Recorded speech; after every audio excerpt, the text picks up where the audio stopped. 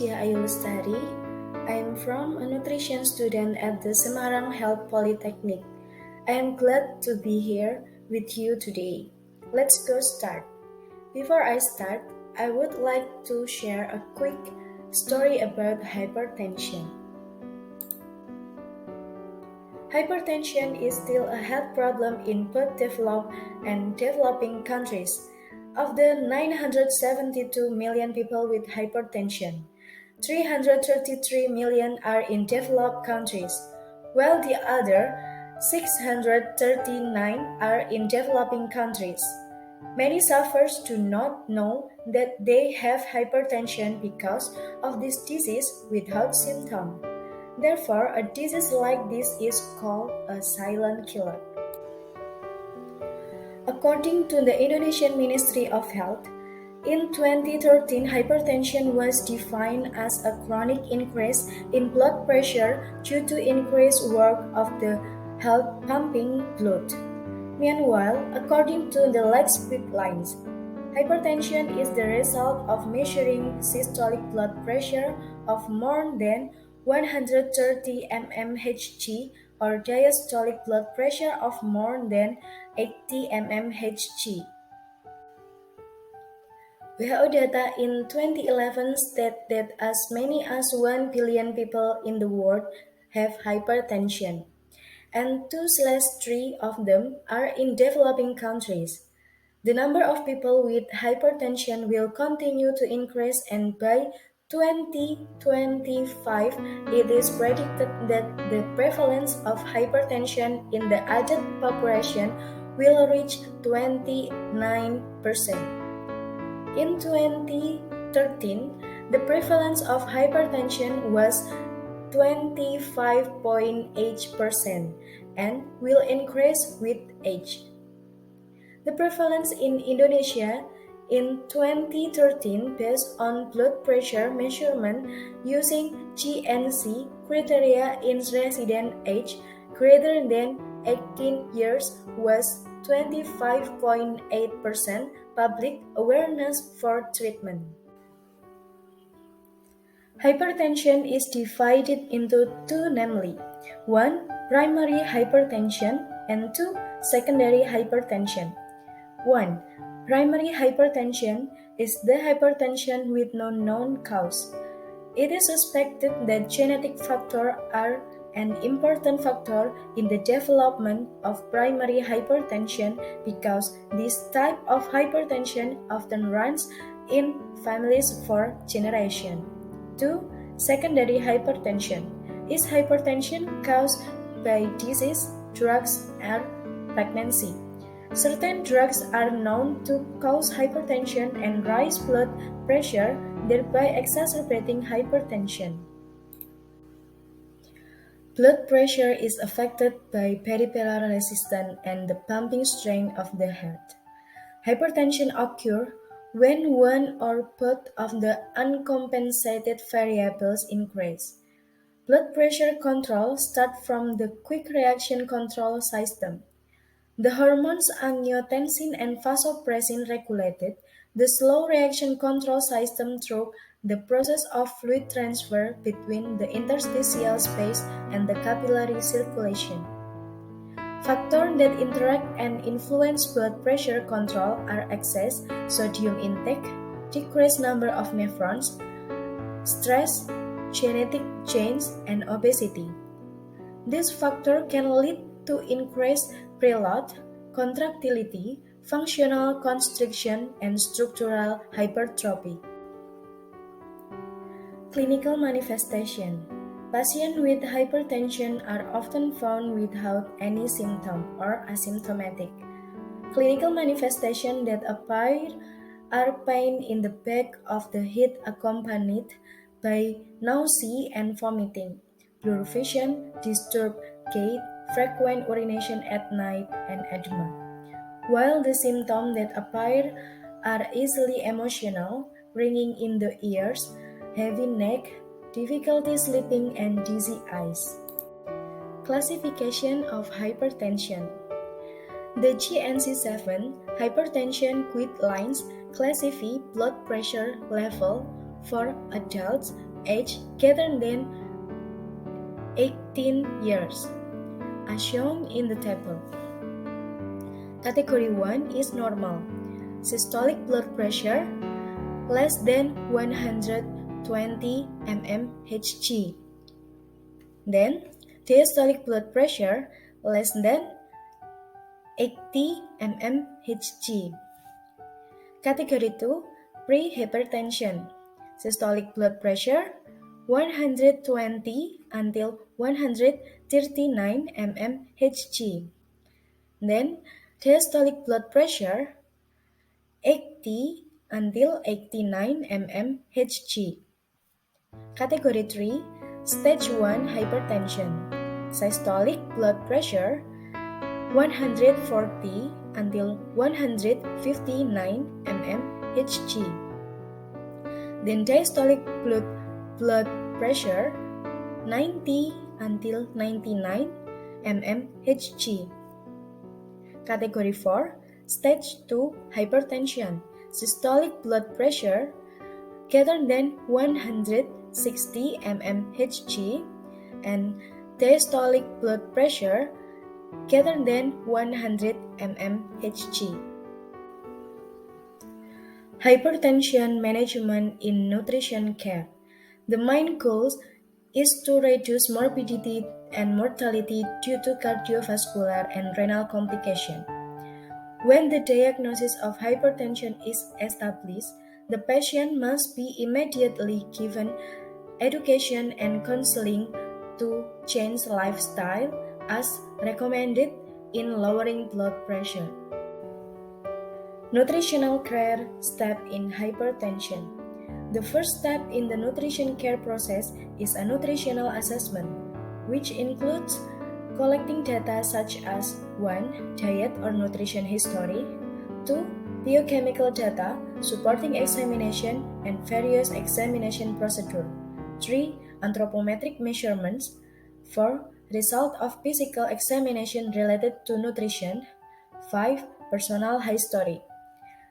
The result of this assessment can be continued to the next step, namely a nutritional diagnosis that can be associated with risk factor for hypertension and current nutritional problems. Nutritional diagnosis. Nutrition diagnosis may change according to the patient response, especially to the nutrition intervention carried out. There are 3 domains for determining nutritional diagnosis, namely 1. Nutrition intake, 2. Nutrition behavior, and 3. Nutrition clinic.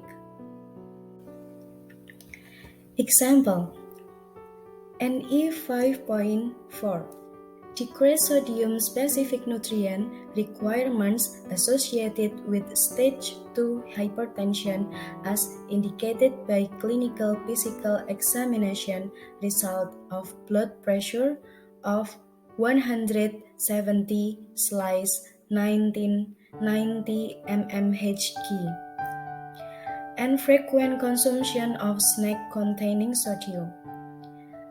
Next, NB 1.1 Lack of knowledge related to food and nutrition related to never having received nutrition education, which is characterized by a nutritional history of eating light, salty snacks, how to process food by frying and using thick coconut milk.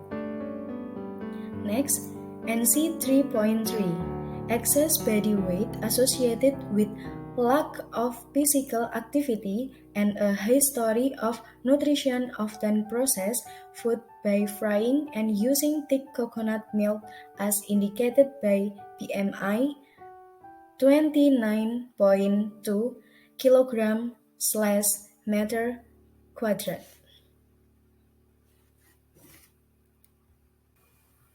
Nutrition intervention. The case study intervention that will be carried out include a diet intervention plan or provision of food and nutrients, as well as an educational intervention plan. The nutritional intervention given in is in accordance with the nutritional diagnosis that has been determined by a nutritionist. These interventions include A. Nutrition diagnosis priority. B. Intervention planning is determined based on the problem, or B. Etiology, or E. Sign, symptom, or S of the nutritional diagnosis.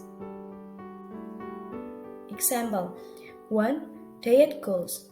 A. Provide adequate food intake according to the patient condition to achieve optimal nutritional status. B. Helps lower blood pressure to normal limits. 2. Diet principle. This is low sodium. 3. Dietary requirements. A. Energy is given according to the needs and condition of the patient. B.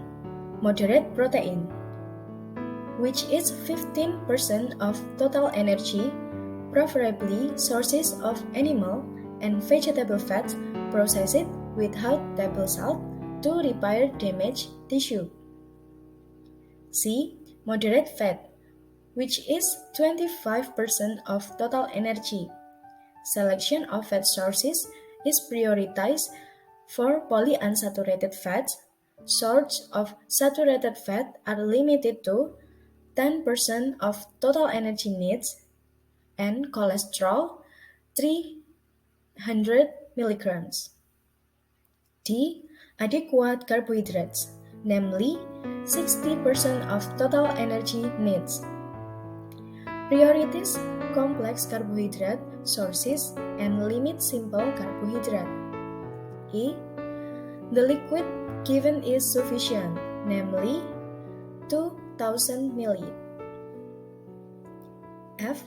Enough fiber, namely 25 grams per day, preferably water-soluble fiber.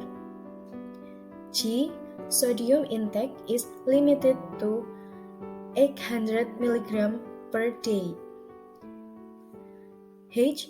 Vitamins are given in moderation, such as folic acid, vitamin B6, and vitamin B12. E. Avoid foods that cause gas. G.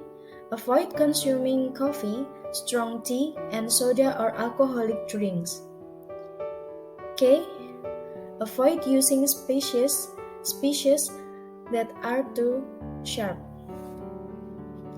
In addition, nutrition education is given to patients in the form of counseling and the patient family regarding eating arrangement in hypertensive patients.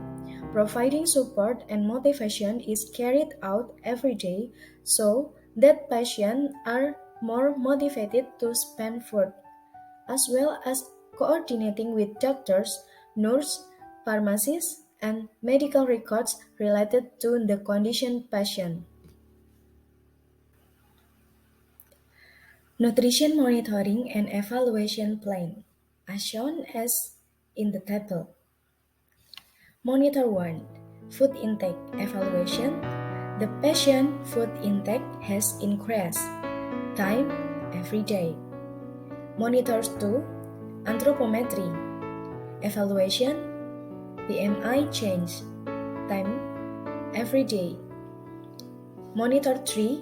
Nutritional focus physical examination. Evaluation.